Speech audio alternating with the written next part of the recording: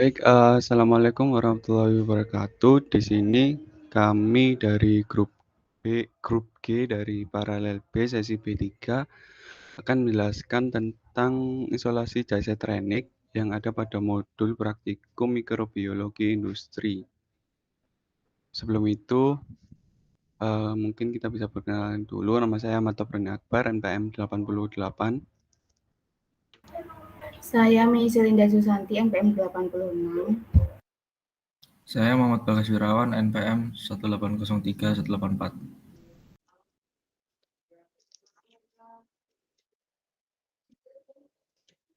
Baik, mungkin langsung saja masuk ke materi. Untuk yang pertama yaitu apa itu isolasi jasa trenik.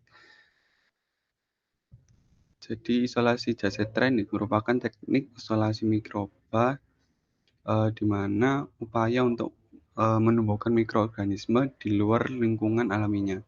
Nah, pemisahan mikroorganisme di luar lingkungannya ini bertujuan untuk mendapatkan kultur bakteri yang tidak lagi bercampur dengan bakteri yang lain atau biasanya disebut dengan kultur murni. Selanjutnya, fungsi dan tujuan dari isolasi jasa trenik. Fungsi dari isolasi jasa trenik ialah memisahkan mikroba yang diinginkan dengan mikroba lainnya. Untuk tujuannya sendiri yaitu untuk mendapatkan kultur murni di mana mikroba yang tumbuh hanya berasal dari satu pembelahan jenis sel.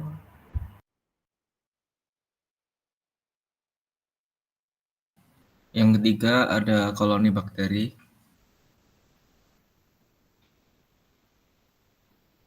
Nah, koloni bakteri ini yaitu koloni mikroorganisme yang merupakan sekumpulan sel mikroorganisme yang berasal dari satu pembelahan jenis sel.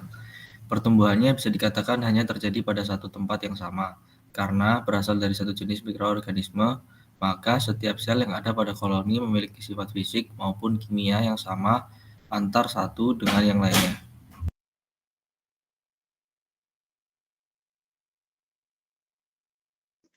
Selanjutnya ada bentuk-bentuk bakteri. Yang pertama ada berbentuk bulat atau kokus, di mana bentuk kokus ini sama dengan bentuk sferis atau biasa disebut tidak bulat betul. Nah, ini tuh dapat dibagi menjadi beberapa lagi. Ada mikrokokus yaitu bentuknya bulat hanya satu, kemudian ada diplococcus berbentuk bulat juga namun bergandengan dua, kemudian ada staphylococcus berbentuk bulat tersusun seperti untayan buah anggur, kemudian ada streptococcus berbentuk bulat bergandengan pembelahan sel ke satu atau dua arah dalam satu garis, kemudian ada Sargina berbentuk bulat terdiri dari 8 sel yang tersusun. Kemudian ada Tetracoccus, itu berbentuk bulat tersusun dari 4 sel berbentuk bujur sangkar. Kemudian ada juga yang berbentuk batang. Nah, bakteri berbentuk batang ini itu dapat dibedakan menjadi 3 lagi. Yang pertama ada sel tunggal atau monobasil, kemudian ada yang berbentuk rantai atau disebut dengan streptobasil, kemudian juga ada yang bergandeng dua-dua itu disebut dengan diplobasil. Kemudian yang ketiga yaitu bentuk lengkung, di mana bentuk lengkung ini ada dibagi menjadi 3 lagi. Yang pertama ada bentuk koma, itu jika lengkungannya kurang dari setengah lingkaran, kemudian ada bentuk spiral jika lengkungannya lebih dari setengah lingkaran, dan bentuk Sipochaeta berupa spiral yang halus dan lentur dengan ujung yang runcing.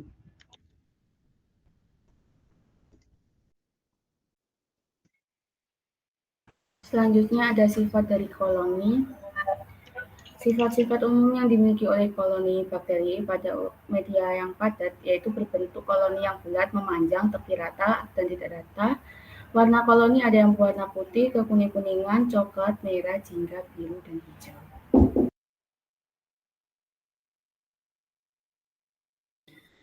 Yang selanjutnya ada hal-hal yang harus diperhatikan.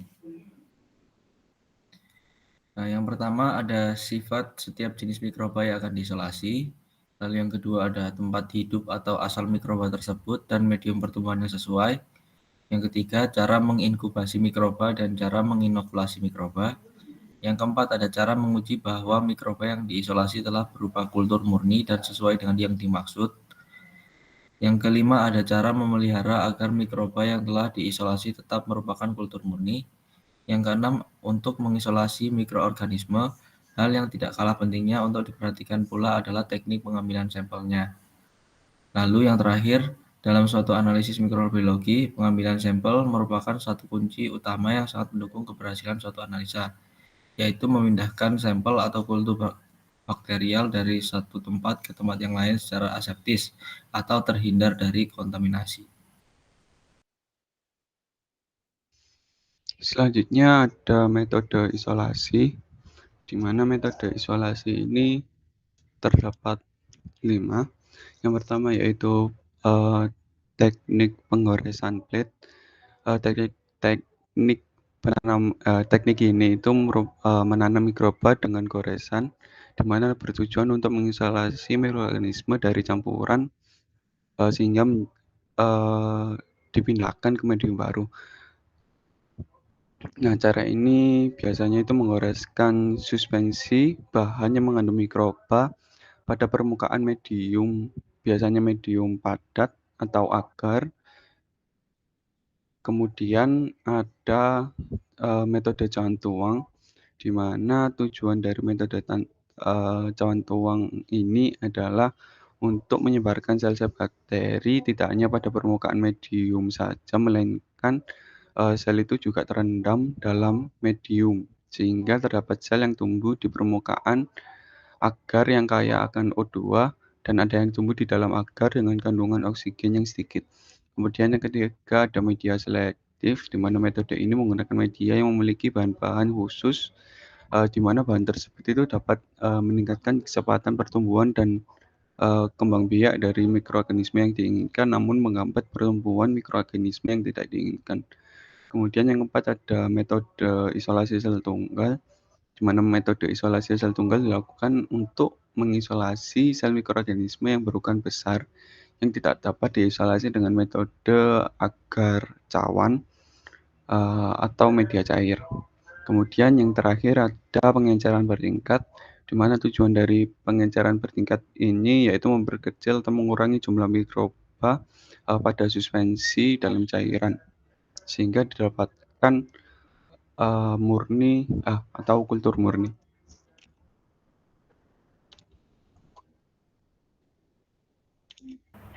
Selanjutnya ada faktor-faktor yang mempengaruhi isolasi.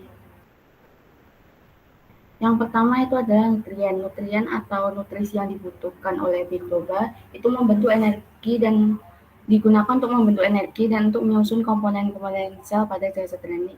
Yang kedua yaitu ketersediaan air. Pertumbuhan sel zat renit dalam suatu medium sangat dipengaruhi oleh jumlah air. Yang ketiga ada pH, di mana nilai pH medium sangat mempengaruhi jenis zat renit yang dapat tumbuh.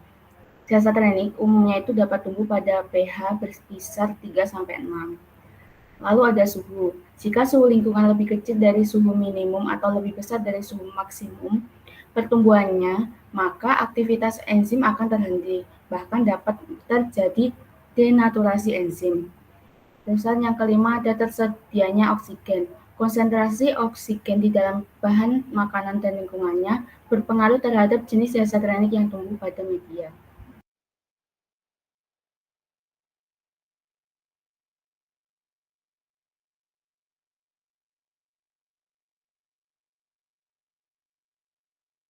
Yang selanjutnya ada hasil praktikum. Nah, yang pertama di isolasi pertama dengan media agar, yaitu dengan mikroorganisme yeast, dengan gambar yang seperti di layar, yaitu membentuk yaitu berkoloni berbentuk kokus tidak berinti sel dengan perbesaran 10x40. Yang isolasi kedua yaitu dengan media agar dan mikroorganisme yeast, yaitu didapatkan berkoloni berbentuk kokus tidak berinti sel dengan perbesaran 10x40.